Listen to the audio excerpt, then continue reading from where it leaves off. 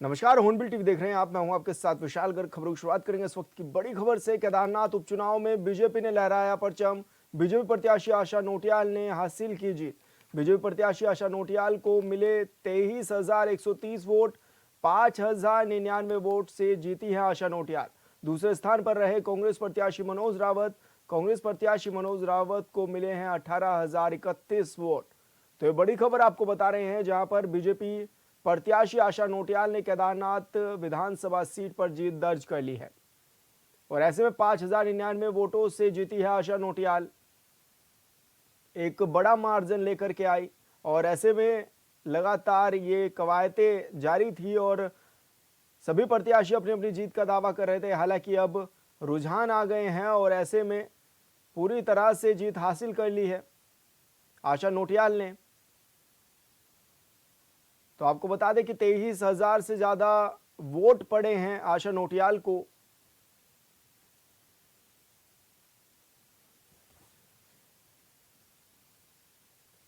और संवाददाता अरुण सैनी हमारे साथ फोनलाइन पर जुड़ गए हैं। अरुण, क्या कुछ जानकारी मिल रही है, क्या अपडेट है केदारनाथ उपचुनाव को लेकर? जी सर, केदारनाथ प्रत्याशी आशा नोटियाल ने एक तरफा जीत जो है केदारनाथ विधानसभा सीट पर हासिल की है और 23,130 वोट भाजपा प्रत्याशी आशा नोटियाल को मिले। 18,031 वोट कांग्रेस प्रत्याशी मनोज रावत को मिले। निर्दलीय प्रत्याशी त्रिभुवन चौहान भी जो है वो 10,000 तक वोट जो है लाने में सक्षम रहे हैं और ऐसे में बड़ा मुकाबला जो है देखा गया। लेकिन जिस तरीके से माना जा रहा था कि हार जीत का जो मार्जिन है वो 1,000 या 2,000 के बीच में रहेगा, लेकिन भारतीय जनता पार्टी की प्रत्याशी आशा नोटियाल एक बड़ी जीत जो है ले है और एक बड़ी जीत जो है कह सकते हैं कि अच्छे मार्जिन से जो है जीत उन्होंने हासिल की। और एक महिलाओं को जिस तरीके से कहा जा रहा था कि लगातार महिला वोटर जो है वो निर्णायक साबित होंगी, वो जीत हार की जीत की भूमिका में होंगी, तो ऐसे में महिलाओं का समर्थन बढ़ चढ़कर जो है भारतीय जनता पार्टी को महिलाओं ने समर्थन दिया और महिलाओं का साथ बखूबी जो है आशा नोटियाल को मिला है। और इसी को लेकर जिस तरीके से तमाम समीकरण बनाकर भारतीय जनता पार्टी ने महिला कैंडिडेट वहां पर उतारी थी, क्योंकि महिला वोटर इस सीट पर ज्यादा है और जो वोटिंग हुई है महिला जो वोटर है करीब है, तो ऐसे 45,000 में से करीब 28,000 महिलाओं ने वोट डाली। और ऐसे में ये माना जा सकता है, देखा जा सकता है कि महिला वोटरों का साथ जरूर जो है आशा नोटियाल को मिलाया था। ऐसे में भारतीय जनता पार्टी जीत से गदगद है और पूरे उत्साह में जो है भारतीय जनता पार्टी इस वक्त दिखाई दे रही है। जिस तरीके से तमाम दावे भारतीय जनता पार्टी की तरफ से किए जा रहे थे, उन दावों पर भी हुए दावे भी सही साबित हुए हैं। और जिस तरीके से भारतीय जनता पार्टी खुशी बना रही है, खुशी की लहर जो है भारतीय जनता पार्टी में है, तो वहीं कांग्रेस पार्टी जिस तरीके से चुनाव पहले जीती थी, इस चुनाव में कांग्रेस पार्टी के सामने चुनौती थी और कांग्रेस पार्टी अब आकलन भी करेगी और कहाँ हार जीत के कारण रहे हैं उसको लेकर अभी कांग्रेस पार्टी का कहना है कि वो समीक्षा करेंगे, कहाँ किस कारण से हार हुई है, क्या कुछ ऐसे कारण रहे हैं। तो ऐसे में आगे क्या कुछ कांग्रेस आकलन करती है देखने वाली बात होगी। लेकिन फिलहाल जो है आशा नोटियाल ने एक बहुत बड़ी जीत जो है केदारनाथ विधानसभा सीट पर हासिल किया और केदारनाथ विधानसभा सीट जिस तरीके से देखा जा रहा था केंद्र की नजर जो है सीट पर भी थी। खुद जो है केंद्रीय नेतृत्व के लीडर इस सीट को कहीं ना कहीं अंदरूनी रूप से मॉनिटरिंग इस सीट पर कर रहे थे, क्योंकि वैचारिक दृष्टिकोण से भी काफी महत्वपूर्ण सीट जो है भारतीय जनता पार्टी के लिए भी थी और कांग्रेस पार्टी के लिए। तो ऐसे में भारतीय जनता पार्टी ने मारी और केदारनाथ की जनता ने बिल्कुल दिल खोलकर समर्थन जो है भारतीय जनता पार्टी को दिया है, जिससे भारतीय जनता पार्टी पूरी गदगद है और पूरे उत्साह में भारतीय जनता पार्टी इस वक्त दिखाई दे रही है। बिल्कुल अरुण, बहुत शुक्रिया आपका तमाम जानकारी साझा करने के लिए। और आशीष सैनी जी हमारे साथ जुड़ गए हैं, कांग्रेस के प्रवक्ता हैं, वरिष्ठ नेता हैं। बहुत स्वागत है आपका आशीष जी। आशीष जी, किस तरह से देख रहे हैं आप इस चुनाव को, केदारनाथ के चुनाव को? देखिए, केदारनाथ चुनाव जनता के जो माहौल था उसके हिसाब से हमारे लिए बहुत अप्रत्याशित है निश्चित रूप से। और हम जिस प्रकार से 2012 और 2017 में चुनाव जीते हैं और 2022 में भी कांग्रेस से गई हुई नेता चुनाव जीती थी, आज हमें उम्मीद थी कि हम चुनाव जीतेंगे, लेकिन जिस प्रकार से सभी जगहों पर थोड़ा सा परिणाम जनता के जो रुझान हमें देखने को मिलते हैं उसके अनुसार अप्रत्याशित है।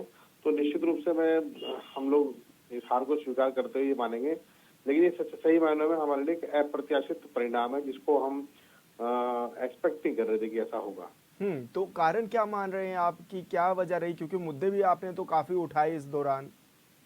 नहीं, मुद्दे बिल्कुल निश्चित रूप से उठाए, लेकिन अगर केदारनाथ विधानसभा की जनता यदि भगवान केदारनाथ के मंदिर में चोरी को भी कुछ हद तक कुछ लोग स्वीकार कर रहे होंगे, तो अब देखो जनता का निर्णय। जनता को यदि केदारनाथ भगवान से बड़ी, भोले बाबा से बड़ी अगर बीजेपी दिखाई दे रही तो हम तो उसको स्वीकार करेंगे, लेकिन समझाने की कोशिश करेंगे कि वो गलत तरीके से मतदान में या छल से या लोक लुभावन बातों से या धार्मिक ध्रुवीकरण के आधार पर अगर मतदान कर रहे हैं तो निश्चित रूप से धर्म की भी हानि है और राज्य की अर्थव्यवस्था की भी हानि है।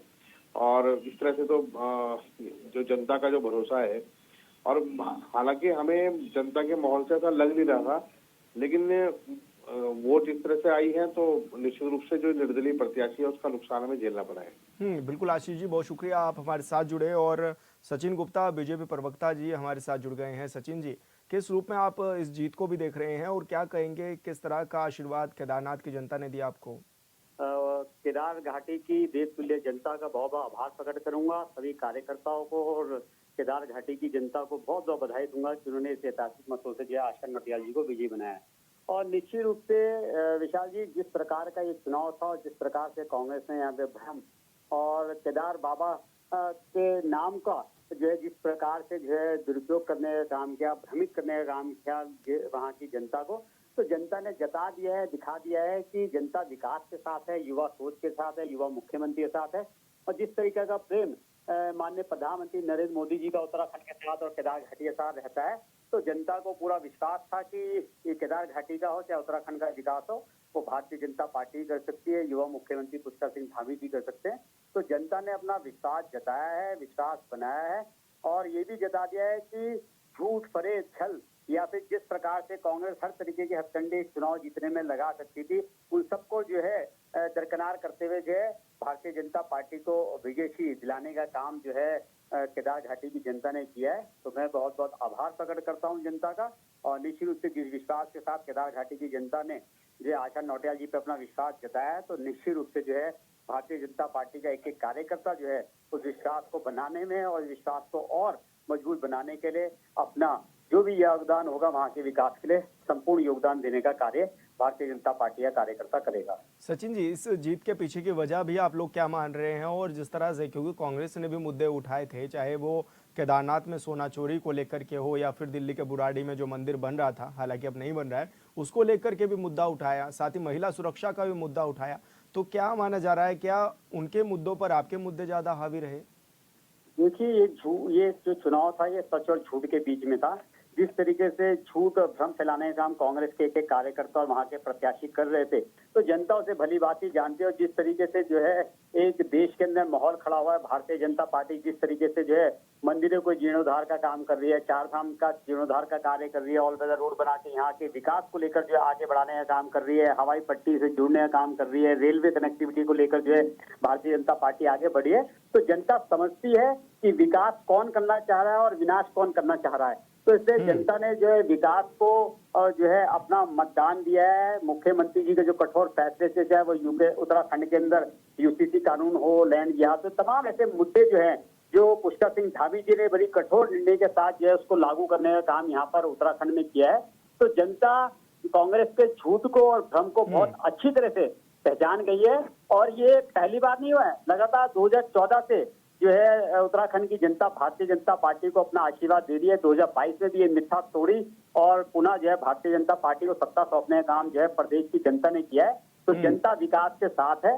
जनता जो है बाबा केदार और बाबा बद्रीनाथ जी के आशीर्वाद से जो है जनता चाहती है कि उत्तराखंड का विकास भारतीय जनता पार्टी करे। जी बिल्कुल सचिन जी, बहुत शुक्रिया आपका, आपने अपनी बात रखी, बहुत शुक्रिया आपका, तमाम जानकारी आपने साझा भी की। खबरों में आगे बढ़ेंगे। केदारनाथ में बीजेपी प्रत्याशी की जीत के बाद सीएम धामी ने केदारवासियों का आभार जताया है। सीएम धामी ने कहा है कि केदारनाथ में बीजेपी की नहीं बल्कि वहां की जनता की जीत हुई है। पीएम मोदी के केदारनाथ में विकास कार्यों की जीत हुई है। सीएम धामी ने विकास कांग्रेस पर भी सियासी हमला बोलते हुए कहा है कि कांग्रेस ने जातिवाद, क्षेत्रवाद फैलाने का काम किया, लेकिन जनता ने भ्रम और झूठ की राजनीति को नकार दिया है। जिंदाबाद, बधाई हो बधाई। बाबा केदार को प्रणाम करता हूँ और बाबा केदार को प्रणाम करते हुए केदारनाथ विधानसभा की देवतुल्य जनता को भारतीय जनता पार्टी की प्रत्याशी आशा नोटियाल जी को विजयी बनाने के लिए बहुत धन्यवाद करता हूं, दिल से आभार व्यक्त करता हूं। और साथ ही महाराष्ट्र में भारतीय जनता पार्टी एनडीए गठबंधन को जो बहुमत प्राप्त हुआ है उसके लिए भी आदरणीय प्रधानमंत्री जी का बहुत अभिनंदन करता हूं, उनको बधाई देता हूं। केदारनाथ विधानसभा में मिली ये जीत, ये जनता की जीत है। हमारे प्रधानमंत्री आदरणीय मोदी जी ने जो बाबा केदार धाम का नवनिर्माण और पुनर्निर्माण किया, वहाँ के लिए योजनाएं बनाई, जो वहाँ विकास का क्रम शुरू हुआ, ये उसकी जीत है। हमारी ये जीत, ये विकास की जीत है। हमारी ये जीत राष्ट्रवाद की जीत है। हमारी ये जीत सनातन की जीत है। इतना ही नहीं, इस चुनाव में इन्होंने पूरी तरह से क्षेत्रवाद फैलाने का काम किया, जातिवाद फैलाने का काम किया। तमाम प्रकार से भ्रम और झूठ की राजनीति को जनता ने नकार दिया। जनता ने विकास को चुना, जनता ने सुशासन को चुना है। निश्चित रूप से हम ये संकल्प लेते हैं कि केदारनाथ समेत पूरे उत्तराखंड का जो हमने विकास का संकल्प लिया है कि विकास अंतिम छोर में पहुंचे हुए व्यक्ति तक पहुंचे, हम उसको पहुंचाने के लिए हरदम प्रयास करेंगे। पूरी केदार घाटी को, केदार विधानसभा को एक आदर्श रूप में स्थापित करने के लिए, वहां पर नवाचार स्थापित हो, वहां पर केदारनाथ विधानसभा उपचुनाव में बीजेपी प्रत्याशी को मिली जीत पर बीजेपी प्रदेश अध्यक्ष महेंद्र भट्ट ने केदारनाथ की जनता का आभार भी जताया है। उन्होंने कहा है कि कांग्रेस ने अनर्गल बयानबाजी करके केदारनाथ की यात्रा को प्रभावित करने का प्रयास किया और कांग्रेस झूठे विषयों को लेकर जनता के बीच गई। आज बड़ा तमाचा केदारनाथ की जनता ने कांग्रेस के मुंह पे मारा है। केदारनाथ की जनता ने जो विश्वास दिखाया है वो नजीर के रूप में है। केदारनाथ की जनता प्रबुद्ध जनता है। जिस प्रकार से कांग्रेस ने अनर्गल बयानबाजी करके केदारनाथ की यात्रा को प्रभावित करने का प्रयास किया, विकास को अवरुद्ध करने का प्रयास किया और झूठे विषयों को लेकर जो कांग्रेस जनता के बीच में गई, आज बड़ा तमाचा केदारनाथ की जनता ने कांग्रेस को के ऊपर किया है। और मैं कह सकता हूं कि जो विश्वास केदारनाथ की जनता द्वारा हमारे देश के प्रधानमंत्री जी के प्रति, हमारे प्रदेश के मुख्यमंत्री जी के प्रति और भाजपा संगठन के प्रति विश्वास व्यक्त किया है, वो विश्वास एक नजीर के रूप में है। भविष्य के अंदर उत्तराखंड के अंदर जितने भी चुनाव होंगे, भारतीय जनता उन सब चुनाव को इसी प्रकार से जीतेगी। मैं पुनः आप सबका आभार व्यक्त करता हूँ।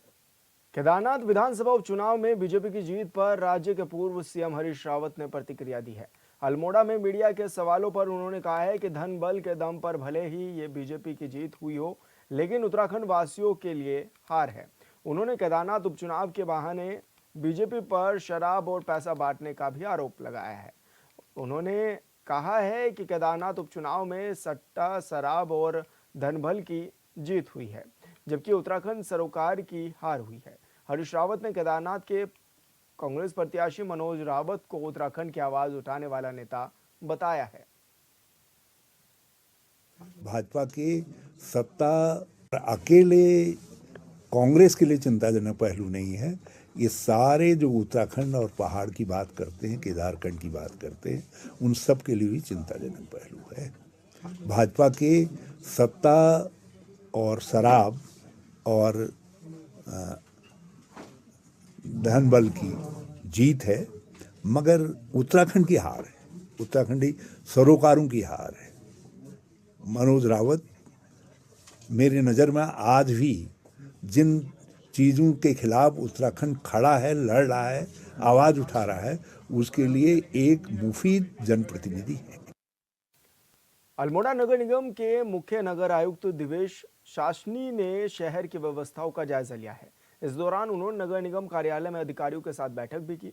बैठक में उन्होंने कहा है कि राज्य सरकार ने अल्मोड़ा शहर की यातायात समस्या को दूर करने के लिए करीब 13 करोड़ की लागत से 5 स्थानों पर पार्किंग का निर्माण कार्य शुरू कराया है, जिसमें 2 जगह पर विवाद चल रहा है।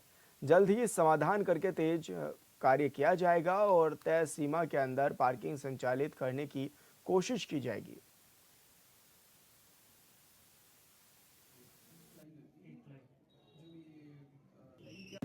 उनमें जो पार्किंग्स, हमारी एक पार्किंग है वो ऑलमोस्ट नेक्स्ट हमने 10 या 15 डेज की डेडलाइन दी थी उन्हें, जो ऑलरेडी कंस्ट्रक्टेड है। अभी हैंडिंग टेकिंग ओवर बचता है, उनको कुछ माइनर चीज़ें जो है उन पर काम करना है। वो होपफुली नेक्स्ट एक हफ्ते के अंदर हमारे पास शायद पूरा हो जाएगा। हम उनसे लेके टेंडर डाल देंगे and with in next I think hopefully जैसी टेंडर की पूरी ड्यूरेशन हो जाती है हम उसको फंक्शन कर देंगे पार्किंग को। रही बात जो हमारी कुछ ऐसी पार्किंग्स हैं जो KMU स्टेशन हो गया, जो हमारा गर्ल्स इंटर कॉलेज के पास है, उनमें कुछ कोर्ट का विवाद है, तो उसमें हम एग्जैक्टली टाइमलाइन का कमेंट नहीं कर सकते, परंतु जिला प्रशासन द्वारा उन केसेस को अर्जेंटली। चंपावत से शुरू हुई गोलजू संदेश यात्रा नैनीताल पहुंची, जहां यात्रा का स्थानीय लोगों ने स्वागत किया है। पारंपरिक ढोल नगाड़ों के साथ यह संदेश यात्रा भोटिया मार्केट होते हुए मां नैना देवी प्रांगण में पहुंची। बता दें कि यह यात्रा अब तक 3200 किलोमीटर की दूरी तय कर चुकी है, जिसका उद्देश्य उत्तराखंड की धार्मिक संस्कृति, पौराणिक धरोहर, खान पान और वेशभूषा का संरक्षण करना है।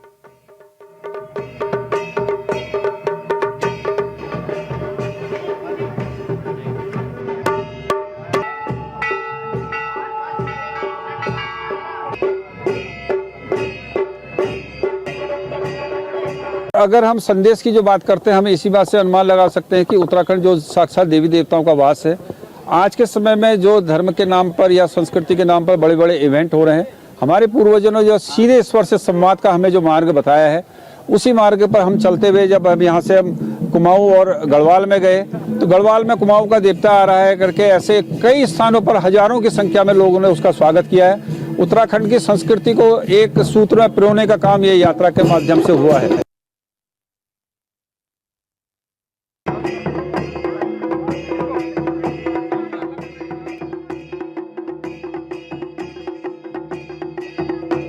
जिलाधिकारी डॉक्टर मेहरबान सिंह बिष्ट ने जोशियाड़ा बैराज के निकट स्थापित रुद्राक्ष वाटिका का भ्रमण कर रुद्राक्ष एवं देवदार के पौधे रोपे हैं। जिलाधिकारी ने आध्यात्मिक एवं औषधीय महत्व के रुद्राक्ष के पौधों से भरपूर इस वाटिका के शानदार स्वरूप ग्रहण करने पर प्रसन्नता भी व्यक्त करते हुए कहा है कि इस तरह के प्रयास सराहनीय हैं। जिलाधिकारी ने कहा है कि अन्य क्षेत्रों में भी इस तरह की वाटिका बनाने और उत्तरकाशी शहर के बीचों बीच स्थित रामलीला मैदान को भी शानदार पार्क के रूप में विकसित करने का प्रयास किया जा रहा है। बिल्कुल शानदार एक स्वरूप ले रही है और इसमें आने वाले समय में ये रुद्राक्ष वाटिका हमारे उत्तरकाशी शहर का एक आकर्षण का केंद्र बनेगा, ऐसी हमें आशा है। और जैसे ये पेड़ थोड़ा बड़े होते जाएंगे, जो हमारा एक बायोडाइवर्सिटी का कॉन्सेप्ट है, इसमें चिड़िया आएंगी, विभिन्न प्रकार की चिड़िया आएंगी और एक चहचहाएंगी, एक हरियाली का केंद्र अलग बनेगा। और फिर जो स्थानीय लोग हैं हमारे, वो भी सुबह शाम इसमें भ्रमण करेंगे, तो अच्छा, बहुत बढ़िया प्रयास है। हमारी कोशिश ये है कि अभी यही चर्चा हो रही थी, जैसे रुद्राक्ष वाटिका और शहर के अंदर कितनी। कहते हैं कि जब तक आधी आबादी अर्थव्यवस्था में पूरी तरह भाग ना ले रही हो, तब तक समावेशी और टिकाऊ विकास कठिन है। अगर 50% महिलाएं कार्यबल में शामिल हो जाएं, तो देश के विकास दर की कल्पना की जा सकती है।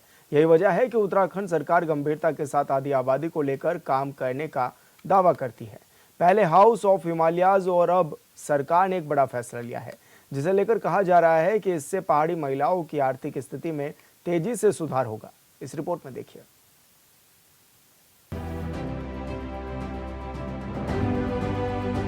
ये हमारी भाजपा की सरकार है, जिसने राज्य के अंदर महिलाओं के लिए सरकारी नौकरियों में 30% का आरक्षण सुनिश्चित किया है। उत्तराखंड में बीजेपी की डबल इंजन वाली सरकार है और सरकार के मुखिया पुष्कर सिंह धामी जहां भी जाते हैं, वहां की आधी आबादी का जिक्र करते हैं।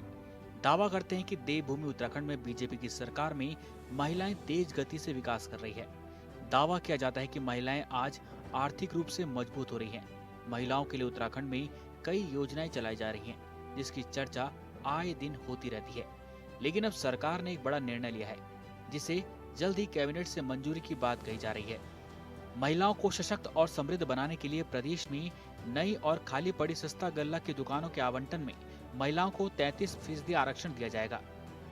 देखिए, आज हमारे प्रदेश के जो राशन डीलर हैं, उनकी जो संगठन है, उनके संगठन के पदाधिकारियों के साथ में उनके प्रदेश अध्यक्ष और संबंधित जिले के पदाधिकारी सभी जो 13 जनपदों से आए थे, आज उनके साथ में मिलते हुए उनकी जो समस्याएं थी उन पे वार्ता की गई है। और उन समस्याओं में उनके कुछ व्यवहारिक चीजें थी, जिनको कि वाकई जिन पे विचार किया जाना भी और समाधान किया जाना भी नितांत आवश्यक था। तो आज उन सबको आमंत्रित किया हुआ था, जिसमें उन लोगों का एक विषय था कि हमारे को विगत जो कोविड पीरियड का जो हमारा भुगतान है, वो आज तक उनको लाभांश हो या भाड़ा हो, वो प्राप्त नहीं हो पाया है। जिसमें उन्होंने यह भी स्वीकार करा कि विभाग के सतत प्रयास से जो है लगभग 21 माह का जो है वो उन्हें राशन लाभांश और भाड़ा प्राप्त हो चुका है। शेष 7 माह का जो है और उनको भुगतान होना है, जिसको लेकर विभाग प्रयासरत है और जो लगभग 42 करोड़ की धनराशि के साथ में है। भारत सरकार से लगातार जो है पत्राचार भी हो रहा है। भारत सरकार के खाद्य सेक्रेटरी को बताया भी जा रहा है और उनकी ओर से आश्वासन है कि वे जल्द इस भुगतान को भी वो देने का कार्य करेंगे। सस्ते गल्ले की सरकारी दुकानों में महिला आरक्षण के लिए प्रस्ताव तैयार हो गया है। प्रस्ताव तैयार होने के बाद जल्द ही कैबिनेट में प्रस्ताव पारित कर इसे लागू किया जाएगा। इसके बाद एक सम्मेलन का आयोजन किया जाएगा, जिसमें महिला सस्ता गल्ला राशन विक्रेताओं की उपलब्धियों, उनकी चुनौतियों और समस्याओं पर चर्चा की जाएगी। मौजूदा वक्त में प्रदेश में सस्ते गल्ले की करीब 2000 से ज्यादा दुकानें हैं। उत्तराखंड सरकार पहले ही महिलाओं के लिए कई तरह की योजना चला रही है, जिसमें घसारी कल्याण योजना, नंदा गौरा योजना, मुख्यमंत्री सशक्त बहना उत्सव योजना, मुख्यमंत्री महिला पोषण योजना, लखपति दीदी योजना, मुख्यमंत्री एकल महिला स्वरोजगार योजना प्रमुख है। सरकार का कहना है कि इन योजनाओं से पहाड़ की महिलाएं स्वावलंबी बन रही हैं। सरकार के दावों पर इधर विपक्ष सवाल उठा रहा है।